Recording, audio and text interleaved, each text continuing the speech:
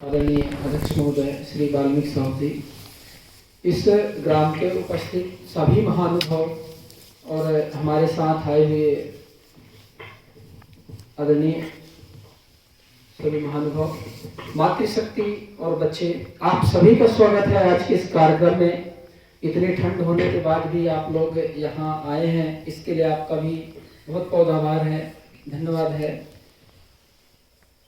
आज समाज में जो चल रहा है, आप किसी भी व्यवस्था को देख लीजिए, वो ऊपर से देखने में बड़ी सुंदर और बड़ी चिकनी चुपड़ी सी है, अंदर से पूरी खोखली और नष्ट भ्रष्ट व्यवस्था है। आप किसी भी मुद्दे को देख लीजिए, कोई सी भी व्यवस्था को देख लीजिए, चाहे आप उस शिक्षा को देख लीजिए, नाम की तो बहुत अच्छी दिख रही है, उसमें लेवल भी बहुत अच्छे अच्छे बनाए गए हैं, यदि हम उसके परिणाम को देखें, उसकी गहराइयों में जाएं, तो मात्र एक डिग्री और एक नौकरी पाने मात्र की एक शिक्षा है, जिसमें 1% लोग हैं, 1% से कम लोग ही हैं जो नौकरी पा सकते हैं। 99% लोग कहाँ जाएंगे उस शिक्षा को, जिसको लिए हम पूरा धन, पूरा समय अपने बच्चों का लगा रहे हैं, और उससे परिणाम ये आ रहा है कि यदि नौकरी नहीं लगी तो बेचारा परेशान हो जाता है और गली गली घूमता है और कहीं के नहीं रहता, क्योंकि उस व्यवस्था में जहां वो पढ़ने जा रहा है उसको तो उसको रट्टा मारने के अलावा कुछ और सिखाया ही नहीं गया। तो यदि नौकरी नहीं लगी तो फिर वो करेगा क्या? और सबकी नौकरी तो लगनी नहीं, ये भी तय है। तो हम ऐसी व्यवस्था पे जी रहे हैं जहां 99% फेल होने का पूरा चांस है और हो ही रहा है। तो इसी व्यवस्था में यदि हम चलते रहे तो मुझे नहीं लगता कि बहुत समय तक हम चल पाएंगे, खड़े रह पाएंगे और सुरक्षित रह पाएंगे। शिक्षा की बात हुई है, आप खेती की बात ले लीजिए। जो कृषि व्यवस्था वर्तमान में चल रही है, जो खेती चल रही है, वो भी एक ऐसी खोखली और विनाशकारी व्यवस्था है जो पूरी की पूरी मिट्टी को खराब कर दिया। उससे मिलने वाला अन्न और उस अन्न को खाने के बाद होने वाली बीमारियां, उसको भी हम देखें और उसको भी विचार करें, तो वो भी एक खोखली और विनाशकारी व्यवस्था हमारे सामने है। हम चिकित्सा को ले लें, एक ऐसी चिकित्सा व्यवस्था हमारे सामने है जिसको उपयोग करने से एक बीमारी के लिए हम यदि उपयोग करते हैं, वो बदले में हमें 10 बीमारी दे देती है बोनस में, और 10 बीमारी को ठीक करने के लिए हम फिर कुछ और दवाई करते हैं, वो 100 बीमारियां दे देती है। एक बार यदि मेडिकल की दवाई खाना किसी का शुरू हो गया तो फिर वो बेचारे का सारा जीवन दवाइयां खाने में ही निकल जाता है। किस मतलब की ऐसी शिक्षा और किस मतलब की ऐसी कृषि और किस मतलब की ऐसी चिकित्सा? राजनीति, एक ऐसी राजनीति व्यवस्था जो दिल्ली और भोपाल में बैठ करके तय करता है, वो चुनते हैं, वहां से बैठ करके चुना जाता है कि वहां के लोगों के लिए क्या करना है, आपका वोट ले लिया जाता है, आप चुन देते हैं, फिर वो आपकी कभी नहीं सुनता। इस मतलब की ऐसी राजनीति व्यवस्था चुना हमने हमारे काम करने के लिए चुना है, हम हमारा काम करवाना था, उसको उस क्षेत्र का विकास करना था, और वो तो हमारे लिए विनाश का कारण बन जाता है। एक बार वोट पाने के बाद तो उल्टा लात मारता है, आपकी सुनता ही नहीं। इसका मतलब वो तो आपका है ही नहीं, वो तो किसी और का है, वो तो किसी और के इशारों पे चल रहा है, वो तो किसी और के नियंत्रण में है। तो नेता भी आपका नहीं है, आपने तो वोट दिया, आपसे तो उसने लिया, पर जब आपको देने की बारी आती है तो वो किसी और का हो जाता है। तो ये राजनीतिक व्यवस्था भी हमारे लिए बड़ी खतरनाक हुई। अर्थव्यवस्था को ले लें, रुपए जिसके पीछे हम सुबह से शाम तक पीछे पड़े हैं, घूम रहे हैं, पर यदि इसकी गहराइयों में जाएंगे, इसको समझेंगे तो बिग फ्रॉड, मूर्ख बनाने वाली, दरिद्र नारायण, इसने तो सारी पीढ़ियां खराब कर दी। इस रुपए का इतिहास ही पूरा काम तमाम कर दिया। अर्थव्यवस्था भारत की अर्थ को मजबूत करने के लिए जो अर्थ नीतियां लगाई गई हो विदेशी कंपनियों के माध्यम से, विदेशी कंपनियां निवेश करती हैं, आपका जमीन, आपके प्राकृतिक धरोहरों का उपयोग करती हैं, वो आपको बेचती हैं और निकल जाती हैं यहाँ से लेकर के। इसका मतलब जिस व्यवस्था पे हम जी रहे हैं वो तो पूरी तरह से विनाश कर रही है हमारी। तो या तो हम इस पे चलते रहें और ऐसा ही विनाश होता हुआ देखते रहें, या तो इसके परिवर्तन के लिए हम आगे आए और समझें कि कैसे बदलाव आएगा और आने वाली जो हमारी नस्लें हैं वो कैसे बचेंगी, क्योंकि हमारी सारी की सारी पीढ़ियों को ही खराब कर दिया इसने। मिट्टी में फसल उत्पादन करने का सामर्थ्य नहीं बचा, आज की नई जो पीढ़ी है इनमें बच्चा पैदा करने का सामर्थ्य नहीं बचा, आपकी गाय की नस्ल खराब हो गई, आपके पास जो पशु थे पशु नहीं बचे, आपके घर का जो बीज था जो आप खेत में बोते तो बीज आपके घर का नष्ट हो चुका है, क्योंकि घर में बीज बचा नहीं, बाजार वाला बीज है। बीज जो आ रहा है वो अगले वर्ष होना नहीं है, एक बार बोइए फिर दूसरा लेके आइए फिर बोइए, मतलब आप बाजारू हो गए, आपका तो पूरा व्यवस्था ही बाजार पे निर्भर हो गई।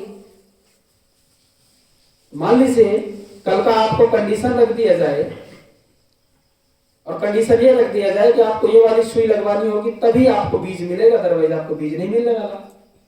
फिर जैसे कोरोना के टाइम पे करा गया था,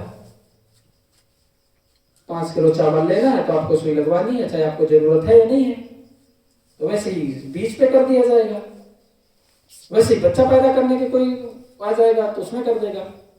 पिछली पीढ़ियों को तो जरूरत नहीं पड़ती थी किसी गोली की, किसी दवाई की, बच्चा पैदा करने के लिए हॉस्पिटल जाने की कोई जरूरत नहीं पड़ती, घर में नॉर्मल डिलीवरी हो जाती थी। अब पालों को ऐसा क्या हो गया कि इनको सब जरूरत पड़ रही है। अब की जो पीढ़ियां हैं इनको ऐसा क्या हुआ, इसका मतलब हमारे पिछले वाले बहुत सही थे, अब वालों ने गड़बड़ करी है। तो हमें उनकी वैज्ञानिकता को भी समझनी होगी। जो हमारे पिछले पुरखे थे उन्होंने अपना जीवन बिना बीमार हुए सुखपूर्वक आराम से 100 साल 150 साल 120 साल जिया और यहां से आराम से निकल गए। आपके तो 50 साल भी गुजरना मुश्किल हो जाएगा। और जो होंगे, जो बच्चे पैदा होंगे भी मान लीजिए, वो बच्चा होगा क्या, सुई के गोलियों के माध्यम से जो जन्म लेगा वो क्या बच्चा होगा? क्या उसमें मर्दों वाली बात होगी? नहीं होगी, क्योंकि उतना सामर्थ्य बचा नहीं बच्चा पैदा करने वालों का कि उतना मजबूत बच्चा पैदा कर दे। इसलिए अपने अपने घर को ठीक करना होगा। अपने अपने जो हम जो भी जीवन में उपयोग कर रहे हैं, जो भी हमारी जीवनचर्या है, जो भी हमारी व्यवस्था, उनको सबको ठीक करना होगा। यही एकमात्र उपाय है। तो शुरुआत होगी शिक्षा से, विद्या से, ज्ञान विज्ञान से ही सब कुछ बदलेगा। यदि हम पढ़े लिखे नहीं होंगे तब हमारे अंदर समझ नहीं होगा। इसलिए हमने सबसे पहले रखा है प्रयोगात्मक आधुनिक गुरुकुलों की स्थापना। गांव-गांव में गांव का व्यक्ति तय करे उसके गांव को कैसी शिक्षा व्यवस्था चाहिए, उस गांव के लोग चाहिए, क्योंकि आपके गांव की क्या समस्या है वो आपसे बेहतर कोई नहीं समझ सकता। कोई नहीं जान सकता आपके गांव की समस्याओं को, आपके गांव का व्यक्ति ही समझ सकता है। और वो गांव का व्यक्ति समझेगा तो दिल्ली का सिलेबस काम नहीं आएगा, इसी गांव का सिलेबस काम में आएगा। ये भी समझिए, प्रकृति ने हर बच्चे को दिमाग दिया है और 140 करोड़ जनसंख्या में 140 करोड़ प्रकार की बुद्धि भी है। किसी की भी बुद्धि एक दूसरे से मिलती नहीं है, हर व्यक्ति अपने आप में अलग है। सामाजिक दायरे से तो हम एक हैं, मानव होने का नाते से, परमात्मा का पुत्र होने के नाते से तो हम सब एक हैं, पर विविधता भी अंदर है। इसलिए बच्चों का, एक बच्चे का दूसरे बच्चे से कोई कंपटीशन है ही नहीं और आप कर भी नहीं सकते। पर स्कूल में तो यही चल रहा है, एक बच्चे को दूसरे बच्चे से आगे निकालना है। अब आप आपके स्कूल में या आपकी कक्षा में यदि 40 बच्चा बैठा है तो 40 के 40 तो एक नंबर पे हो नहीं सकते। एक बच्चा एक ही नंबर पे होगा तो एक बच्चा 40 नंबर पे भी होगा, ये भी तय है।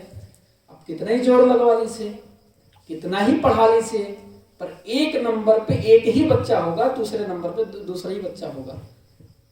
सब बच्चे एक नंबर पे फर्स्ट तो आ ही नहीं सकते। तो हमें बच्चे के बुद्धि को समझना होगा और फिर हमको ये समझना होगा कि उसकी बुद्धि को क्या चाहिए। मुझे मेरी चाह अलग होगी, आपकी चाह अलग होगी, सबकी चाह अलग होगी। इस समाज की व्यवस्था को एक ही तरीके के बच्चे तैयार करके आप नहीं कर सकते।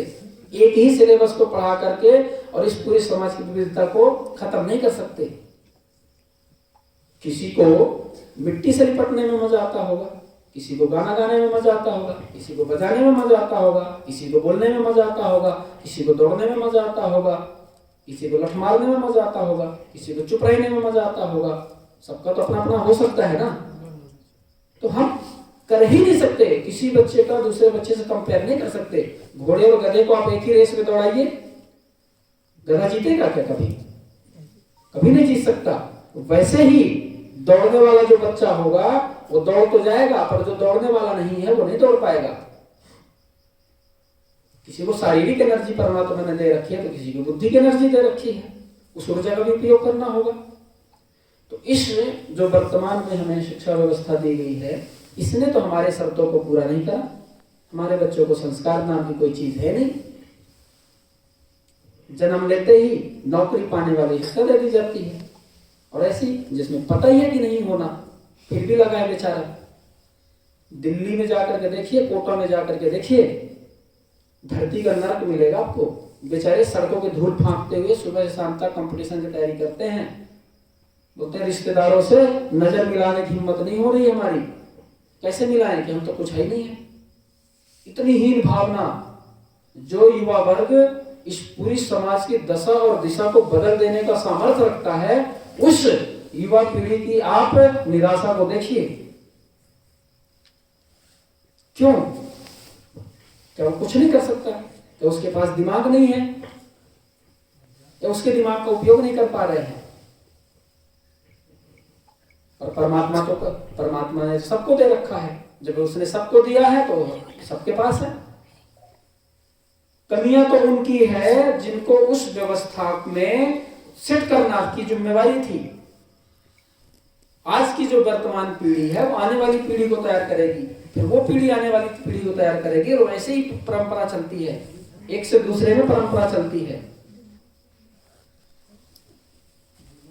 परंतु स्वार्थ के वशीभूत होकर के बच्चे को ये समझ करके कि मैं मेरे बच्चे को आगे बढ़ा लूं, दूसरे से क्या लेना देना मुझे। और इस चक्कर में आप अपना बच्चा कभी भी अकेले रख करके नहीं तैयार कर सकते। उसके लिए आपको पूरा समाज चाहिए होगा। इसलिए पूरे समाज की लड़ाई है ये, और सिर्फ ये साहू समाज की लड़ाई नहीं है। इस समाज में जितने भी वर्ग के लोग रह रहे हैं, ये सबकी लड़ाई है, और ये सब आज सबको समझना होगा। यहाँ सबको चाहिए वो व्यवस्था। तो नस्ल बचाओ प्राथमिकता में होनी चाहिए। यदि आपकी बेटियां हैं जो हमारी, उनमें बच्चे नहीं पैदा होगा, उनमें यदि बांझपन इतनी भयंकर तरीके से आ जाएगा, इतनी बड़ी मात्रा में आएगा, तब तो फिर पीढ़ी खत्म हो गई। फिर तो आप कुछ कर नहीं पाओगे। आपका घर, आपका जमीन, आपका धन दौलत कौन संभालेगा? किसके भरोसे आपके देखे जाएंगे? और ये कमजोर जो बच्चे पैदा हो रहे हैं, जिनके अंदर सामर्थ्य नहीं है बेचारों का बिना दवाई के चल पाने का, वो क्या आपकी विरासत और पीढ़ियों को बचा पाएगा? नहीं बचा पाएगा। तब तो आप ये सारी चीजें धरी धरी रह जाएंगी, आप चले जाएंगे।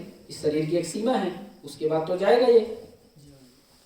फिर इसलिए हमको वैसे दिव्य, तेज और समृद्धशाली योद्धा बच्चे तैयार करने होंगे, जो हर परिस्थिति में लड़ने का सामर्थ्य रखता हो, जो प्रकृति से इतना गहरा नाता हो, परमात्मा से इतना गहरा नाता हो, उसके दिमाग में हर प्रकार की समझ हो, वो खुद को भी उतना ही समझे, दूसरों को भी समझे, मिट्टी को भी समझे, पशु को भी समझे। ये छोटे से छोटे जीव, छोटे से छोटे कीड़े से लेकर के बड़े से बड़े जीव को, सबको समझे, और ये माने इस प्रकृति में जितने भी जीव जंतु हैं, जितने भी मनुष्य हैं, सबका यहाँ अपना अपना रोल है।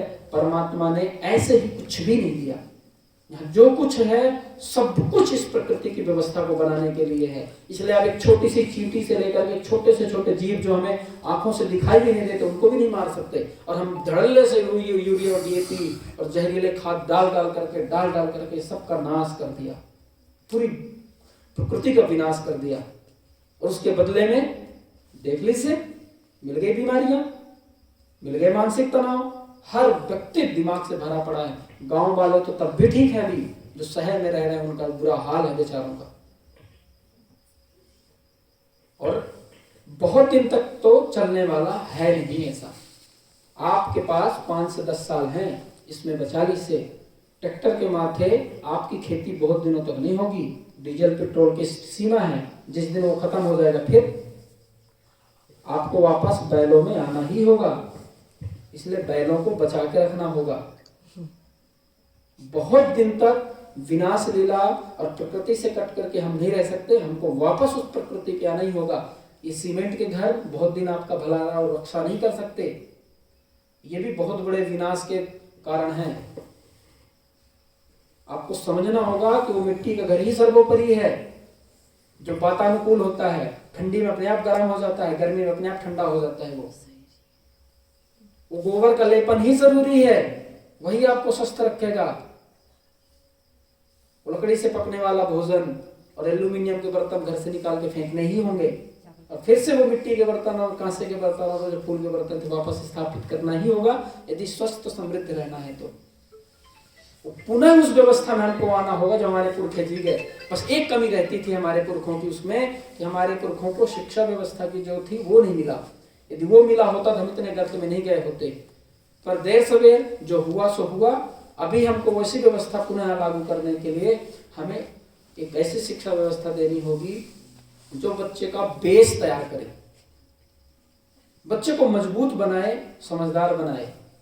वो क्रिएटिव माइंड का बच्चा चाहिए हमको, जो खेती पहले होती थी लोगों के पास जमीन, तो एक में खेती कर लेते थे तो दूसरी पड़ी रहती थी, पर अब तो ऐसा नहीं है। जनसंख्या ज्यादा है तो आपको उत्पादन ज्यादा चाहिए, तो उसके लिए यूरिया डीएपी से आप उत्पादन नहीं पा सकते, उसके लिए आपको टेक्निक की जरूरत होगी। और आज के समय में ऐसी टेक्निक है कि आप 1 ही एकड़ जमीन में जितना 1 गुना उत्पादन करते हैं, अब 10 गुना उत्पादन करने वाली टेक्निक आ चुकी है।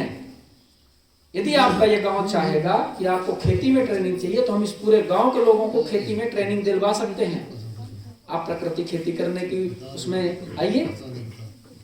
आपको बच्चे पालने की भी ट्रेनिंग लेनी होगी। आपको समझना होगा कि आपके घर में जो बच्चा आया है वो इस पूरे समाज की धरोहर, इस पूरे देश की, इस पूरे राष्ट्र की धरोहर है। उसका निर्माण करने के लिए परमात्मा ने आपको माध्यम बनाया है।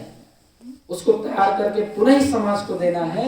यदि वो डॉक्टर भी बने तो वैसा डॉक्टर बने कि किसी की किडनी निकाल के ना बेचे, बल्कि उसको स्वस्थ करने की उसकी प्राथमिकता होनी चाहिए। पैसा कमाना नहीं उद्देश्य होना चाहिए, लोगों को स्वस्थ रखना उसका उद्देश्य होना चाहिए। राजनीति करे तो देश को बेचने की राजनीति नहीं करे, बल्कि देश को सशक्त और मजबूत बनाने वाली राजनीति करे। वो यदि वो शिक्षक बने तो उसके अंदर दर्द होना चाहिए कि बच्चे को मुझे तैयार करके देना है। आचार्य चाणक्य की तरह वो चंद्रगुप्त तैयार कर दे, गुरु द्रोणाचार्य की तरह अर्जुन और भीम तैयार करे, युधिष्ठिर तैयार करे। ऐसे गुरु फिर तैयार होने होंगे। उसकी भी हमारे पास वो टेक्निक है कि हम किसी भी बच्चे का दिमाग को पढ़ सकते हैं। उस टेक्निक को हम देने के लिए तैयार हैं। आपका गांव को यदि व्यक्ति आगे आएगा तो उस टेक्निक को हम ट्रेनिंग देंगे, और हमने इसके पिछले करे हैं और आगे भी हम करेंगे और करते रहेंगे। ये गांव जितना जल्दी इस बात को समझ लेगा कि परिवर्तन के लिए तैयार है, आप ट्रेनिंग लेना शुरू करिए और परिवर्तन अपने घर से शुरू कर दीजिए। आपके पास जितने बच्चे हैं उन बच्चों को समझ लीजिए और उनके दिमाग को वैसा तैयार करिए जैसा वो बच्चा है। कुछ भी नहीं करना, आपको एक बच्चा ही तैयार करके दे दो, इससे बड़ी देशभक्ति नहीं हो सकती। इस नस्ल को बचा लीजिए, विनम्र निवेदन है आपसे। बहुत भयंकर संकट में है ये इस समाज की और इस पूरी सृष्टि क्रम की आज से जितना चला आ रहा है समाज, ये सबसे दुर्भाग्यशाली पीढ़ी है ये। क्योंकि गलती से जाने में अनजाने में जैसा भी हुआ है, इसके हाथ एक प्रदूषित मिट्टी, प्रदूषित हवा, प्रदूषित पानी, सब कुछ लग रहा है बेचारे का। इसको बेचारे को जो दिया जा रहा है वो प्रदूषित दिया जा रहा है। और इसका यदि हम ऐसी व्यवस्था में चलते रहे तो इसका दिमाग इतना ताकतवर नहीं होगा कि इसको ठीक कर पाए वो, क्योंकि जो सुइयां और गोलियां दी जा रही है इसको इसी बात के लिए दी जा रही है कि इसकी सोचने और समझने का सामर्थ्य मरे। वरना किसी भी बच्चे को, किसी भी व्यक्ति को किसी भी गोली और किसी भी दवाई की कोई जरूरत नहीं है। प्रकृति में भरपूर व्यवस्था है कि आप वैसे स्वस्थ रह सकते हैं। और आप देख लीजिए अपनी पिछली पीढ़ी को, कोई है क्या बीमार? यदि वो नहीं है तो हम कैसे हो गए? इतना समझ लें और उस प्रकृति की व्यवस्था में वापस आ जाए। इस बात के लिए हम इस गांव में आए हुए हैं। इसी बात के लिए हमने 5 दिवसीय कार्यक्रम रखा है। इसके बाद हमारे कार्यक्रम कंटिन्यू रहेंगे। ये गांव का व्यक्ति पहले समझे उसके साथ क्या हो रहा है। बीजेपी, कांग्रेस, कोई भी पार्टी हो, वो सब अपनी ही रोटियां सेकने के लिए आगे ढूंढ रही हैं। कोई व्यक्ति राजनीति में जाएगा तो वो रोटियां ही सेकेगा, वो नहीं कर पाएगा समाज को भला, बिकॉज वहां ऐसी व्यवस्था है नहीं। वो भी किसी न किसी के कंट्रोल में चल रहे हैं। भारत देश जो हम स्वतंत्रता की बात करते हैं, स्व मतलब अपना, तंत्र मतलब व्यवस्था। अपनी व्यवस्था जब उस दिन लागू होगी उस दिन आप स्वतंत्रता मानिए। ये शिक्षा व्यवस्था आपकी नहीं है, ये अंग्रेजों की दी हुई है। कृषि व्यवस्था आपकी नहीं है। हरित क्रांति के नाम पे यूरिया डीएपी भारत में आया था, हरित क्रांति के नाम पे। दुग्ध क्रांति, श्वेत क्रांति के नाम पे वो एचएफ गाय आई भारत में, जर्सी गाय आई, उसका दूध ही जहर है। जो भी उसका दूध पिएगा उसका देखिए पानी की तरह दूध होता है, कुछ है ही नहीं उसके दूध में, कोई स्वाद नहीं है। अपने देसी गाय का 1 पाव दूध ही अमृत है। 1 चम्मच दूध ही मिल जाए वही अमृत है। उसका गोमूत्र ही मिल जाए वही अमृत है। उसका गोबर भी अमृत है, सब कुछ उसका अमृत है। इसलिए विदेशी गाय भी हमको नहीं चाहिए, विदेशी शिक्षा व्यवस्था भी नहीं चाहिए हमको, विदेशी कृषि व्यवस्था नहीं चाहिए, ना विदेशी राजनीति हमको चाहिए। हमको हमारा अपना व्यवस्था चाहिए। और अपनी व्यवस्था बनाने के लिए अपनी समझ विकसित करनी होगी। हम क्या थे, हमारे पूर्वज क्या थे, कितने समृद्धशाली थे। ये विश्व गुरु रह चुका देश है। यहाँ कुछ लोगों को यह बात उपहास सी लगती है कि विश्व गुरु बात करते हैं, तो बस ये सत्य है। आप पढ़िए प्राचीन इतिहास तो आपको समझ में आएगा। 1 अरब 96 करोड़ से ज्यादा इस सृष्टि को चलते हुए हो गए। ये बहुत पुराना है ये देश। यहाँ भगवान राम, भगवान कृष्ण जैसे महापुरुषों का आगमन हुआ इस धरती पे। उन्होंने अपने समय पे किया है। उनके समय पे भी समस्याएं थी। 14 वर्ष तक दर दर भटके हैं। पूरा जीवन श्री राम जी ने संघर्ष करा है। कहीं आसन और कहीं सुख सुविधा में नहीं रहे वो। समाज को संगठित करने के लिए कई बार व्यक्ति को बहुत घूमना पड़ता है, जंगलों का भी लेना पड़ता है सहारा, भूखे भी रहना पड़ता है, प्यासी भी रहना पड़ता है, ठंड भी सहना पड़ता है, गर्म भी सहना पड़ता है। पर समाज यदि है तो हम हैं। जिस दिन समाज ही खत्म हो जाएगा तो अकेले हम क्या करेंगे? इसलिए समाज को बचाना प्राथमिकता में होनी चाहिए। और समाज बचाने का मतलब है समाज के सारे तंत्रों पे काम करना होगा। और उसकी मूल चीज है शिक्षा। वो ठीक हो गई, वहीं से सब निकलेंगे, वहीं से सारा कुछ होगा। इसलिए पूरा जोर देंगे, पूरा जोर दीजिए पढ़ने और पढ़ाने में। पर ये जो पढ़ाई चल रही है वर्तमान में, इसमें आप कितना ही जोर लगा लो, इससे कुछ नहीं होना। पढ़े लिखे मूर्ख ही निकलेंगे इससे। पढ़े लिखे डिग्रीधारी होंगे, इनके पास डिग्रियां खूब होंगी, पर ये कर नहीं पाएंगे कुछ भी, क्योंकि इसमें समझ नाम की कोई चीज नहीं है। मैं भी उसी व्यवस्था से निकला हूँ। मैं अपने आप को टाल नहीं रहा हूँ। मैंने भी पढ़ाई करा है। मैं अभी पढ़ भी रहा हूँ। मेरा एमए साइकोलॉजी उत्तराखंड से चल रहा है। पर मैं जब गुरुकुल में गया, मैं पिछले 3 वर्षों से इस काम में लगा हुआ हूँ। मैं गुरुकुल में रहा हूँ। मैंने वहाँ के प्राचीन ग्रंथों को पढ़ा है, उनको समझा है, तब जाकर के ये चीजें आई हैं कि वो चीज क्या थी और ये चीज क्या है। बच्चा तैयार करने का ये बिल्कुल ही घटिया तरीका है जो वर्तमान में कराया जा रहा है। बच्चा ऐसे तैयार नहीं किया जाता। बच्चे को पढ़ाने के लिए इतने जोर नहीं लगाए जाते। डंडे मारने की तो जरूरत है नहीं है पढ़ाई करने के लिए। पढ़ाई तो बड़ी स्वाभाविक रूप से होती है। आपको भूख लगी तो आप खाना खाओगे। ऐसे ही पढ़ने की भी भूख होती है, भूख लगवाई जाती है। वो तरीका होता है पढ़ाने वाले का, भूखा करता है उसको, अपने आप सीखता है वो। भूखा होने पर व्यक्ति ढूंढ ढूंढ करके खाएगा, भोजन ढूंढेगा, कहीं ना कहीं जाएगा। वो नहीं होगा तो पका के खाएगा, पर वो खाएगा। पर यदि भूखी मरी पड़ी हो, भूखी ना हो, आप कितना ही जोर लगा लो, जबरदस्ती खाएगा तो हाजमा खराब करेगा, पेट खराब करेगा, बीमारियां लाएगा। और वही हो रहा है बच्चों के साथ। जबरदस्ती मार मार के पढ़ाया जा रहा है। इसको पढ़ाई कह रहे हैं? पढ़ाई नहीं है, विनाश है, पूरा टोटली विनाश है ये। पहले तैयार किया जाता है, और उसके लिए चाहिए मजबूत बच्चा तैयार करने के लिए मजबूत माँ चाहिए, मजबूत पिता चाहिए। अब यही नहीं होगा मजबूत तो बच्चा कैसे होगा मजबूत? और मजबूत होने के लिए अच्छे खान पान और अच्छी दिनचर्या होनी चाहिए। यदि शास्त्र इस बात को कह रहे हैं कि सुबह उठना है, उसके पीछे का कारण है कि सुबह क्यों उठना है। भोजनालय को औषधालय बनाने का मतलब ये है कि जो भोजन वहां से आए, ऋतुचर्या दिनचर्या की बात होती है, उसमें दिन में कब क्या खाना ये भी पता है, और किस ऋतु में क्या खाना है ये भी पता होना चाहिए। और आपकी घर में जो बेटियां हैं, जो बहनें हैं, जो माँ हैं, जो पत्नियां हैं, उनको ये बात तो पता ही होनी चाहिए। आयुर्वेद की उनको जानकारी होनी चाहिए, बच्चे कैसे तैयार करना है उनको पता होना चाहिए, और अर्थव्यवस्था कैसे चलेगी घर की ये भी उनको पता होना चाहिए। पुरुष घर नहीं चलाता, पुरुष के पास की नहीं है घर। घर चलाती हैं महिलाएं। जिस घर में महिला नहीं होती वो घर नहीं होता, वो खंडहर बन जाता है। और किसी को प्रैक्टिकल लगभग आप सभी को पता है, पर किसी को इस बात पे भरोसा ना हो तो उस घर पे जाकर के देख लेंगे जहां महिला नहीं है। वो घर आपको देखते ही समझ में आ जाएगा इस घर में महिला नहीं है, क्योंकि वही सजाती है, वही संवारती है। बिना माँ का पुत्र आप देख लीजिए, आपको लटका हुआ चेहरा सूखा सा बच्चा मिलेगा। पिता कितना ही कुछ कर ले पर वो मां नहीं हो सकता। फिर इसीलिए समझिए कि लड़कियों के दिमाग में नौकरी का कॉन्सेप्ट डाला गया, इसीलिए कि वो घर से निकलेंगी, बाहर जाएंगी, और फिर वो कह देंगी मैं तुम्हारी नौकरानी हूं, मैंने बच्चा पैदा करने के लिए है। और जिस लड़की ने नौकरी गई है, घर से निकली है, उनके दिमाग में ये बात आ चुकी है, वो यही कहती हैं मैं तुम्हारे घर की नौकरानी हूं क्या मैं बच्चा पैदा करने के लिए हूं? इस बात को समझिए, महिला का मुख्य काम यही है।